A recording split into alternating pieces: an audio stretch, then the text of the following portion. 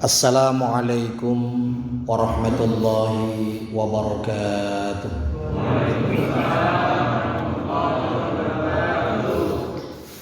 Alhamdulillahil muta'al al-munazzahi 'anil syuraka'i wal amsal alladzi bayyana li'ibadihi al-harama minal halal. Asyhadu an la ilaha illallah wahdahu la syarika lahu syahadatan tuslihul qalba wal lisana min fasadil af'al. Wa asyhadu anna Muhammadan abduhu wa rasuluhu alladzi tahharahu Allah zahiran wa batinan wa wasafahu fawqa ma yuqal. Allahumma salli wa sallim ala Muhammadin wa ala alihi wa ashabihi bil ghuduwi wal asal. Amma ba'd.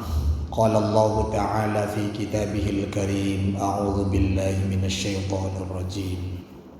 Ya ayyuhalladzina amanu kutiba 'alaikumus syiyam kama kutiba 'alal ladzina min qablikum la'allakum tattaqun. Shadaqallahul 'azim. Ibu-ibu, bapak-bapak, hadirin hadirat jamaah salat subuh Masjid Ukhuwah insyaallah senantiasa dirahmati Allah Subhanahu wa taala. Bersyukur kepada Allah kita dihadirkan pada pagi hari ini menunaikan salat subuh berjamaah. Kita telah dipilih oleh Allah untuk menjadi orang-orang yang faqih dalam hal agama, dan kita telah dipilih oleh Allah untuk menjadi orang-orang yang cerdas. Disebut cerdas karena kita mampu memilih apa yang digariskan oleh baginda Rasul Shallallahu Alaihi Wasallam, memilih jadi orang kaya dibandingkan dengan memilih jadi orang miskin. Mengapa memilih jadi orang kaya? Rasul menyebutkan rakaatayil fajri afdalu minad dunya wa ma fiha. Kita telah memilih 2 rakaat fajar karena 2 rakaat fajar itu lebih baik daripada dunia dan seisinya. Kekayaan apa yang melebihi dunia dan seisinya? Tidak ada. Dan kita memilih membuka mata kita, kelopak mata kita buka, kita langkahkan kaki ke masjid, kita tahiyatul masjid, kita qobliyah subuh, kita tunaikan sholat subuh. 2 rakaat fajarnya saja qobliyah subuh, para ulama menyebut itu lebih baik daripada dunia dan seisinya. Itulah bukti kalau kita ini orang cerdas. Kalau di tangan kanan saya ada mutiara, di tangan kiri saya ada ikan asin, maka orang yang cerdas pasti akan memilih mutiara daripada ikan asin.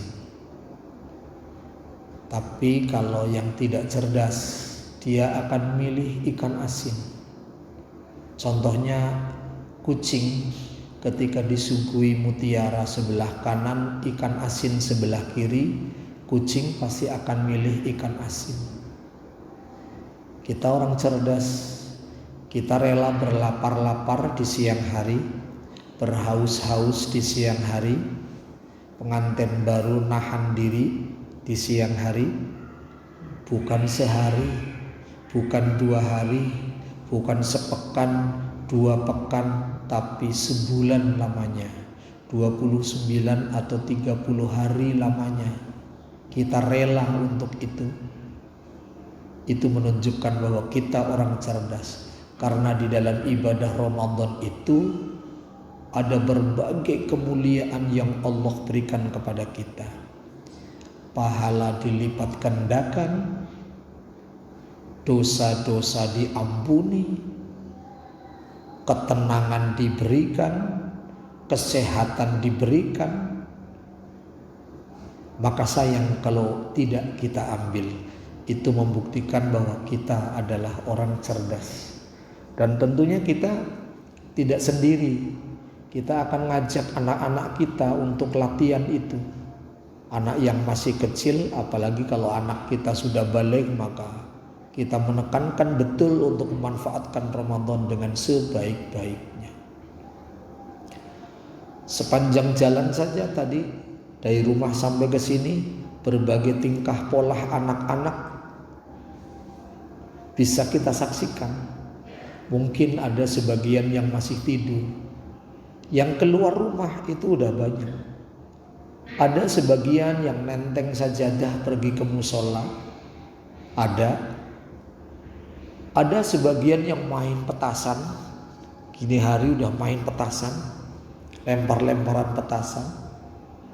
Ada juga yang duduk masih nongkrong mainan HP, mungkin lihat game atau lihat YouTube, tidak tahu. Antel semua dia, macam-macam. Itu tingkah pola anak. Ada juga kedengaran tadi suaranya suara anak baca Ar-Rahman menjelang subuh sampai subuh. Ar-Rahman allamal Quran. Suara anak-anak kok ada macam-macam anak itu. Maka Allah Subhanahu wa taala membagi anak-anak kita di dalam Al-Quran itu paling tidak ada 4. Ya, anak kita di dalam Al-Quran Allah membagi ada 4. Ada 4 golongan anak. Yang pertama, ada anak yang masuk dalam kategori musuh orang tuanya. Allah menyebutkan, a'udzubillahi minasyaitonirrajim, ya ayyuhalladzina amanu inna min azwajikum wa auladikum aduwwan lakum at-taghabun. Jadi anak bisa jadi musuh kita, musuh orang tuanya. Kita sayang-sayang dari kecil, ibu mengandungnya 9 bulan 10 hari, melahirkan dengan susah payah berdarah-darah.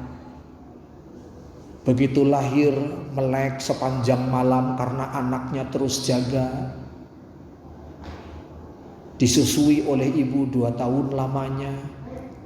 Bapaknya bekerja keras untuk mencari kehidupan, disekolahkan. Tapi ujungnya nyusahin orang tua. Tidak sedikit bahkan yang anaknya ketika hidup itu doanya supaya segera orang tuanya meninggal karena pengen segera dapat warisan.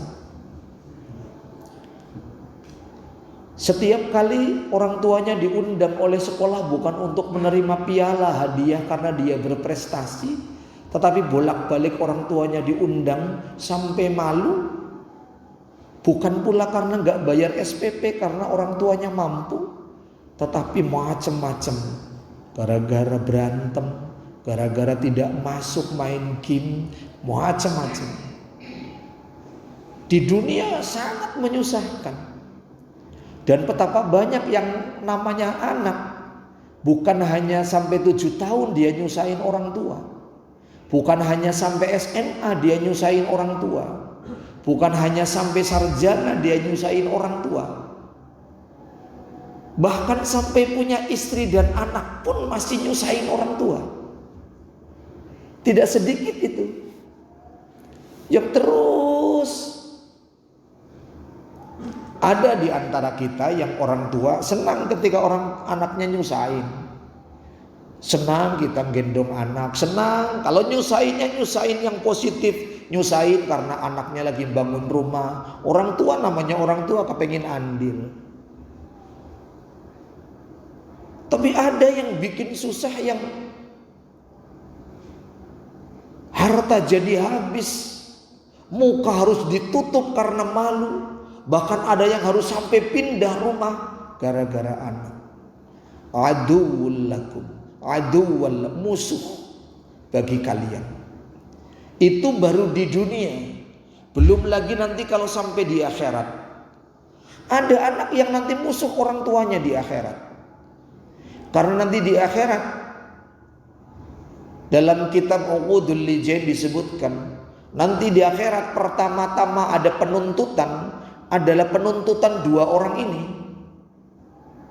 Tadi disebutkan inna min azwajikum wa auladikum aduwwan lakum istri-istrimu, anak-anakmu musuhmu. Nanti di akhirat bisa menjadi musuh suaminya, musuh bapaknya.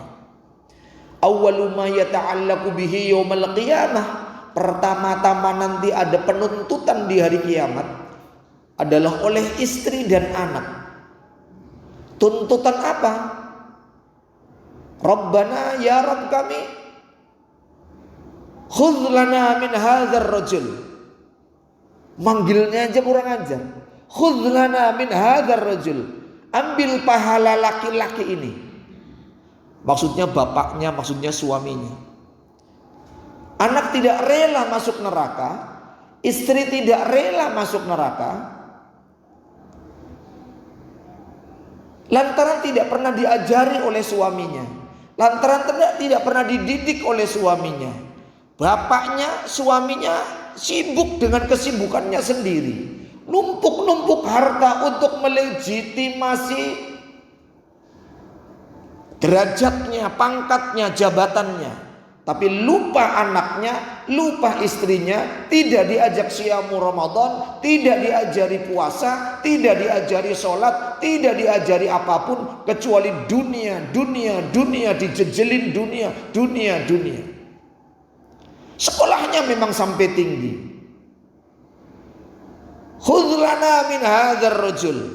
Akhirnya bapaknya nggak jadi masuk surga lantaran ada penuntutan. Kalau kita tidak bisa mempertanggungjawabkan, maka bisa jadi pahalanya kemudian disetorkan untuk istrinya, disetorkan kepada anaknya. Tapi kalau kita punya alasan, apa alasannya? Sudah saya didik tapi bandel, sudah saya sekolahin di pondok, sudah saya ajari ngaji, sudah saya masukkan ke TPA, muat. Kita punya alasan, lepas kita. Jadi bisa jadi anak adalah musuh bagi orang tuanya.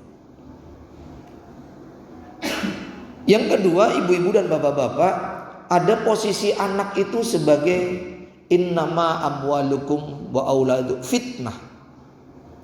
Ujian. Anak itu ujian, istri itu ujian, harta itu ujian. Sebagaimana ujian, namanya ujian ya harus dikerjakan. Kemungkinannya dua, lulus atau tidak lulus, itu namanya ujian. Bukan tes. Kalau tes kan coba-coba. Kalau ujian mah terakhir. Ujian dilaksanakan oleh anak kelas 6 SD MI, oleh kelas 9 SMP MTS, oleh anak kelas 12 SMA, MA SMK, oleh mahasiswa yang sudah menyelesaikan skripsinya, oleh mahasiswa S2 yang sudah menyelesaikan tesisnya, S3 yang telah menyelesaikan disertasinya, diuji di sidang. Dua kemungkinannya, lulus atau tidak lulus. Jadi kita ujian terus, karena ujiannya ada di depan kita. Ujiannya ada di depan kita. Ya tadi ujiannya bandel, ujiannya susah diatur, ujiannya cantik, ujiannya ganteng, ujiannya pinter. Ujian-ujian. Tetapi Allah sayang pada kita. Allah memberitahukan ujian itu kunci jawabannya dua. Kalau anaknya nggak ngenakin, kalau tidak sesuai, kunci jawabannya sabar. Sabar. Kalau ngenakin, syukur. Bersyukur dan sabar ini kunci jawabannya.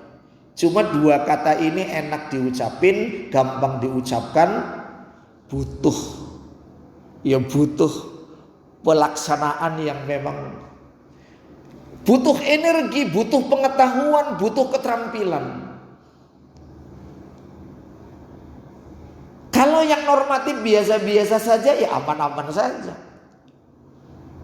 Tapi mana kalau Allah berikan kepada kita keturunan yang kebetulan harus pakai kursi roda, sepanjang umurnya kursi roda, tingkat kesabarannya tinggi sekali. Ketika diberi keturunan yang lumayan sulit untuk diajak ke masjid, lumayan sulit untuk diajak beribadah, sulit untuk baca Al-Quran, Itu butuh keterampilan betul-betul. Tapi kalau normatif, berangkat pulang, ini uang jajan, berangkat pulang, ini pakaian, berangkat pulang, butuh HP, beliin HP, normatif saja, nah, itu gampang. Ini ujian. Yang ketiga, ibu-ibu dan bapak-bapak, Allah Subhanahu wa taala memberikan keturunan kepada kita sebagai zinatul hayatid dunya, hiasan. Hiasan.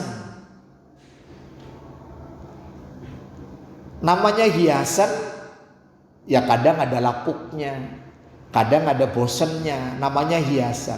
Ketika lagi senang-senang ya alhamdulillah. Apalagi kita yang baru punya cucu, waduh, senangnya bukan main. Yuk kalau lagi kangen sekarang berangkat nengok cucu, gendong kemana-mana, namanya hiasan. Kalau yang namanya hiasan lagi senang-senangnya, oh itu yang namanya tanaman di depan rumah, disiramnya sehari itu sampai 5 kali. Diguntingin, klik-klik nih, yang ini ada yang berbahaya ini, wah terus. Namanya hiasan. Hiasan dinding, hiasan anak adalah hiasan kita. Dan jangan lupa, kita mulai hidup sendiri, kemudian berdua dengan istri, lalu bertambah keturunan, ya namanya hiasan. Nanti satu persatu kita ada yang sudah merasakan di rumah tinggal seorang diri, atau mungkin di rumah tinggal suami dan istri, padahal anaknya 8. Yang satu di Irian Jaya, yang satu di Surabaya, yang satu di Kalideres, yang satu di Bandung, yang satu di mana-mana, gak ada yang di VGH. Pengen nengok paling video call. Keren-kerennya Zoom semua kalau mau diajak bareng-bareng. Karena itu merupakan hiasan, maka bagaimana supaya hiasan itu kekal, baik di dunia maupun sampai hiasan itu di akhirat. Maka Allah menggolongkan yang keempatnya, qurrata a'yun. Supaya ujian lulus, hiasannya sampai akhirat, jadikanlah anak-anak kita qurrata a'yun. Walladzina yaquluna rabbana hab lana min azwajina wa dzurriyyatina qurrata a'yun. Al-Furqan 75. Kita kan sering berdoa, Rabbana hablana min azwajina wa dzurriyyatina qurrata a'yun. Menyejukkan hati, enak dipandang, menyejukkan hati, menyenangkan dunia akhirat.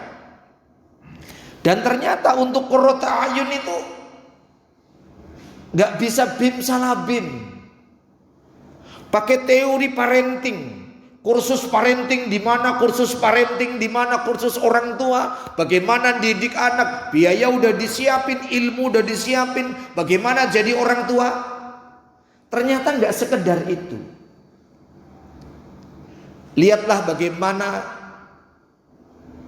seorang anak muda yang sedang duduk di atas batu di pinggir kali. Kali jernih, gemericik, duduk di atas batu.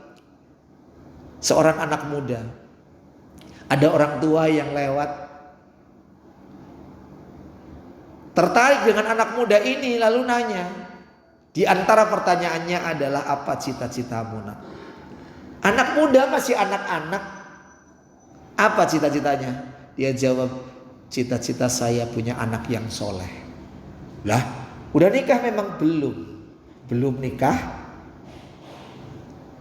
Belum nikah, tapi ditanya pengen punya anak yang soleh. Langsung lompat pengen punya anak soleh. Sehingga dia seorang anak muda itu untuk menggapai cita-citanya, dia lakukan sejak muda. Kalau kita kan beda, pengen jadi dokter, pengen jadi insinyur. Ini pengen punya anak yang soleh. Si anak muda ini duduk di atas batu, lepas seorang diri, Sambil berzikir, mensyukuri nikmat Allah, tiba-tiba ada mangga terapung, hanyut di kali. Refleks ambil, pakai tangan ambil. Begitu udah kepegang, astagfirullahaladzim, ini mangga siapa? Udah saya pegang, bukan hak saya. Apa hak saya untuk mengambil mangga ini? Merasa dosa besar ini anak.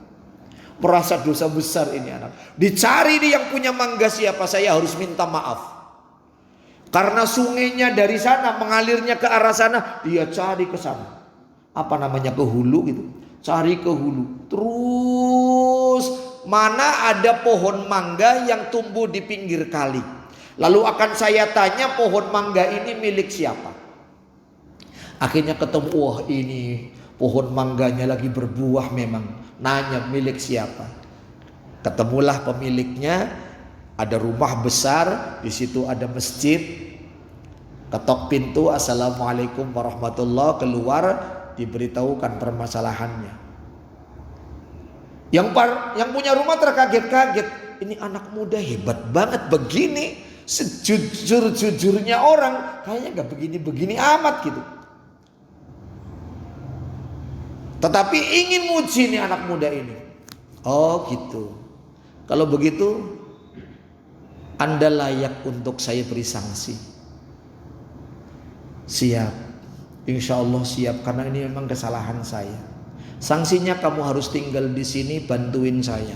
Apa yang saya perintahkan kamu wajib ikut. Kamu harus ikut ngaji dengan saya. Kamu isi bak mandi, kamu nyapu, kamu macam-macam. Sehari, 2 hari, 3 hari, setahun, 2 tahun, bertahun-tahun. Sampai anak muda ini kemudian tumbuh dewasa. Lalu yang punya mangga nanya, kamu gak pengen nikah? Ya pengen Ustaz, pengen. Kamu mau nikah dengan anak saya? Anak perempuan saya ada di dalam, kamu mau?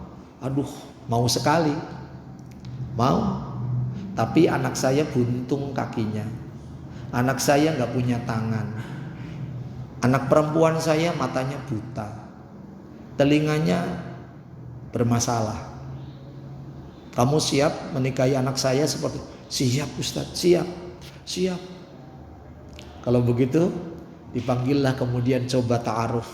Anak perempuannya dipanggil. Begitu anak perempuannya keluar, protes anak muda ini. Ustaz, ralat saya gak jadi.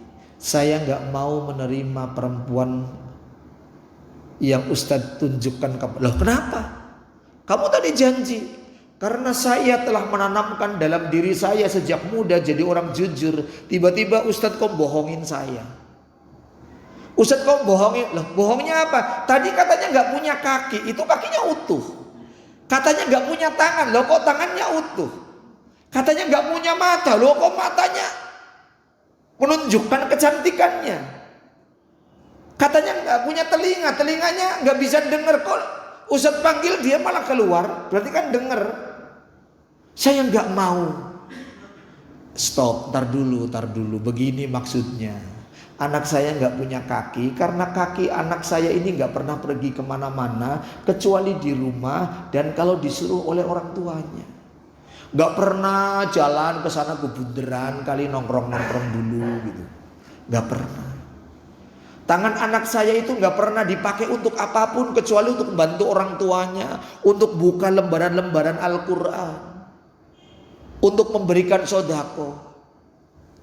Mata anak saya tidak digunakan untuk perbuatan maksiat kecuali untuk melihat Al-Quran, untuk melihat kekayaan alam ciptaan Allah. Telinga anak saya tidak pernah mendengarkan acara-acara yang tidak baik. Baru manggut-manggut siap akhirnya nikah. Setelah menikah lahirlah anaknya yang kita mengenal anaknya namanya, yang kita mengenalnya dengan Imam Syafi'i. Namanya Imam Syafi'i, ulama besar yang madhabnya di Indonesia madzhab bihi, yang pendapat-pendapat beliau banyak kita gunakan di Indonesia. Untuk menciptakan qurrata ayun seperti Imam Syafi'i ini, subhanallah, bukan main perjuangannya. Nah kok kita yang cita-citanya kepengen jadi dokter, setelah udah kepengennya punya istri, belum nyampe kepengen punya anak, baru setelah punya istri ngomongin punya anak. Lalu dengan kelakuan kita yang standar-standar saja, menginginkan yang punya kualitas.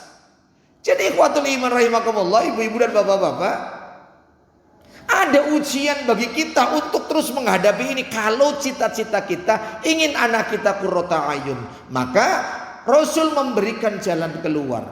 Apa jalan keluarnya? Didik anak kita. Mulai dari pernikahan, nikahlah dengan cara nikah yang halal. Ketika suami mendatangi istrinya, berdoalah kepada Allah. Ketika mau melahirkan, berdoa kepada Allah. Ketika lahir, minta juga kepada Allah. Bahkan ada yang berpendapat adhani telinga kanan, komati telinga kiri. Teori tabula rasa, teori mencetak lembaran putih karena harus ditulisin apa. Sampai kemudian berzikir terus ketika menimang seperti apa. Bahkan alimu auladakum as-shalah idza balagha sab'an. Ajari anak-anakmu ketika umurnya udah masuk 7 tahun as-shalah, salat. Ini pertama kali pendidikan. Alimu auladakum as-shalah. Imam Syafi'i mengajarkan kepada kita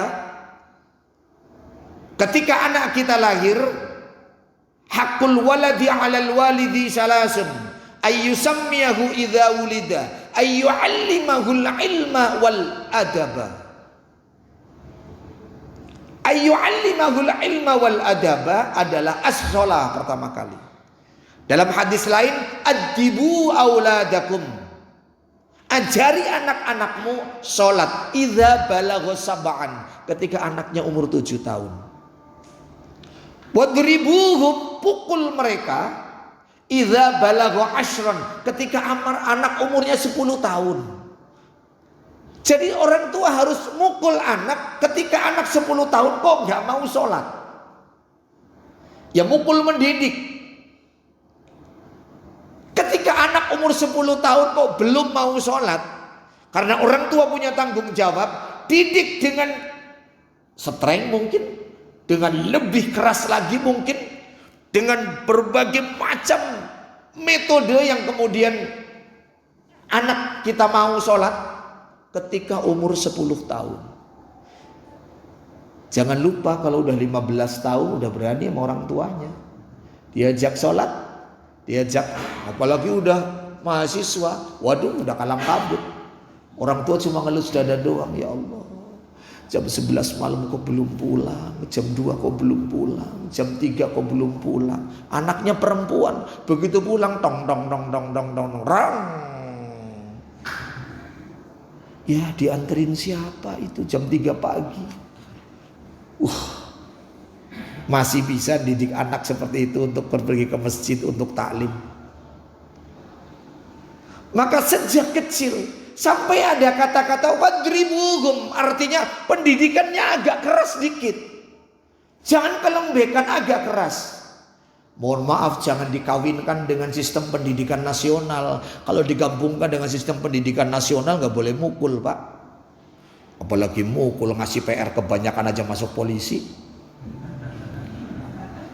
Didik anak keras, gak ngerjain PR, berdiri. Siapa yang ngerjain PR? Ayo, siapa? Ya dari 40 anak yang ngacung 38 anak. Ya tuh. Suruh ngerjain PR, 38 anak gak ngerjain, cuma 2 anak yang ngerjain. Akhirnya kata pak gurunya, semua keluar. Berdiri tuh di pinggir bendera. Berdiri, ngadepnya ke timur. Ngadepnya ke timur. Orang yang lewat di depan sekolah, ih gila pendidikannya, gila penyiksaan. Sampai-sampai di statusnya bisa jadi nyebutin sekolahnya neraka jahanam gitu. Itu mending kalau di status. Kadang sampai datang ke sekolah, kadang kemudian bawa polisi, kadang tidak sedikit berita-berita yang menjelaskan guru ditangkap. Ada yang bapaknya datang kemudian di sebuah SMA di luar Jawa sana, gurunya dipukul sampai berdarah-darah. Gara-gara negur anaknya nggak ngerjain PR. Bisa dibayangkan itu.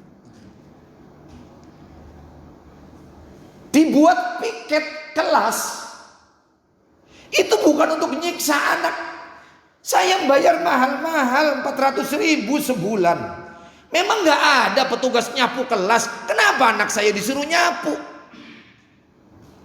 Piket kelas itu bukan anak disuruh nyapu, tapi didik adab bagaimana dia tahu kebersihan. Lihatlah, satu ketika Harun ar-Rasyid, ibu bapak mungkin hafal dalam kitab tipis Ta'limul Muta'allim, ini kitab wajib tiap pesantren. Dalam kitab Ta'limul Muta'allim ada dikisahkan Khalifah Harun ar-Rasyid punya anak, dititipkan ke salah seorang ustadz namanya Asmu'i. Ustadz Asmu'i, saya titipkan anak, didik supaya anak saya pandai beribadah. Siap, diterima. Satu ketika Harun ar-Rasyid lewat, lihat anaknya lagi megangin keran, kalau di sini mungkin megangin selang, ustadznya lagi wudhu. Ustadznya wudhu, tangan kanan si anak itu megangin selang, mendidih itu Harun ar-Rasyid. Hatinya mendidih, dalam hati kurang ajar, anak khalifah gak gratis juga masuknya, disuruh diajari supaya pinter sholat, supaya ngerti ilmu pengetahuan. Kok cuma disuruh megangin keran, ustadznya wudhu. Masuk pak, buka pagar masuk. Assalamualaikum ustadz. Waalaikumsalam warahmatullahi, pakai bahasa saya. Waalaikumsalam. Itu anak saya kenapa nggak sekalian saja tangan kirinya ngusapin muka ustadz, ngelapin tangannya, ngelapin kaki, tangan kaki. Kenapa nggak sekalian aja kok megangin keran? Ustadz Asmu'i apa jawabannya kemudian? Ya siap, kalau seperti itu ya silakan aja bawa pulang. Silakan aja bawa pulang gitu. Apalagi kalau kemudian menyaksikan anaknya, ya anak saya kan disuruh sekolah, kok disuruh mijitin gurunya? Ada kan guru yang suruh pijitin dong, gitu ada kan? Apalagi di pondok pesantren yang seharian suruh mijitin, suruh ini. Bapak kalau nyuruh anak suruh mijitin, apakah sekedar pijitin karena bapak lagi pegel-pegel? Kan bukan semata-mata itu. Bagaimana supaya anak itu tahu adab, bagaimana dia tahu memperhatikan orang tuanya. Begitu diserahkan, ibu-ibu dan bapak-bapak, satu ketika kemudian menyesali, lalu datang lagi ke Ustadz Asmu'i. Ustadz Asmu'i nolak. Apa ibu-ibu dan bapak-bapak? Apa yang dilakukan oleh bapaknya Imam Syafi'i tadi? Itu pelajaran selama di pondoknya yang tadi gara-gara ngambil mangga. 20 tahun lamanya belajar adab.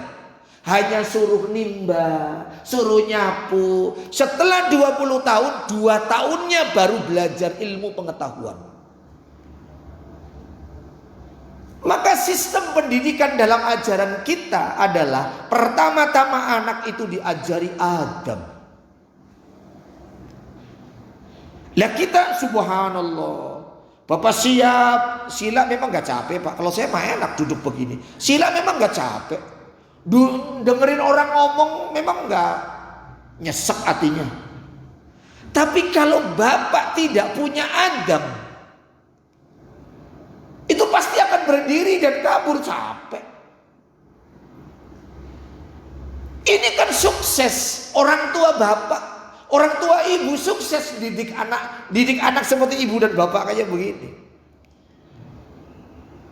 Pertanyaannya kemudian adalah produk kita ketika kita didik adab kepada anak kita, seberapa canggihnya kita? Bapak ingat ketika di kampung bagaimana kita tidak berani ngelewatin ustadznya, ngelewatin gurunya di depannya. Ketika gurunya ada di depannya, lagi naik sepeda gitu, gak berani. Sekarang gak kesenggol aja, alhamdulillah. Itu adab. Itu betul-betul. Saya sering ceritakan bagaimana dulu itu yang namanya ibu bikin air teh manis untuk bapak yang namanya wasgitel. Kalau orang Tegal tahu wasgitel. Wasgitel namanya teh manis, buket kental tehnya. Sekali dibikinin itu sampai sore kalau bapak belum minum masih utuh loh Pak. Dulu. Iya zaman kita kecil. Sekarang baru dibikinin, kata bapaknya megang, masih panas, nyuci motor dulu ke depan. Nyuci motor belum selesai, anget kali enak, anget-anget. Begitu masuk, bukan main Pak. Dulu lagi nih. Dulu kalau mau bunyiin petasan, itu saya nyari sawah Pak. Ke sawah, ke tengah sawah. Petasan yang gede. Nanti sama, nutupin kuping sama. Tapi ketika nggak ada orang, duar gitu, puasnya bukan main. Sekarang bukan nyari sawah, nyari mobil lewat. Bahkan dipakai untuk serang-serangan, bisa dibayangkan. Adab. Makanya ikhwatul iman, bagaimana kita qurrata a'yun, tanggung jawabnya ada di kita. Maka teruslah berusaha, berdoa kepada Allah Subhanahu wa taala agar anak-anak kita menjadi anak-anak yang soleh, solehah, qurrata a'yun, menyenangkan orang tuanya bukan hanya di dunia tapi juga sampai akhirat. Mudah-mudahan ada manfaatnya. Mohon maaf. Billahi taufiq wal hidayah. Assalamualaikum warahmatullahi wabarakatuh.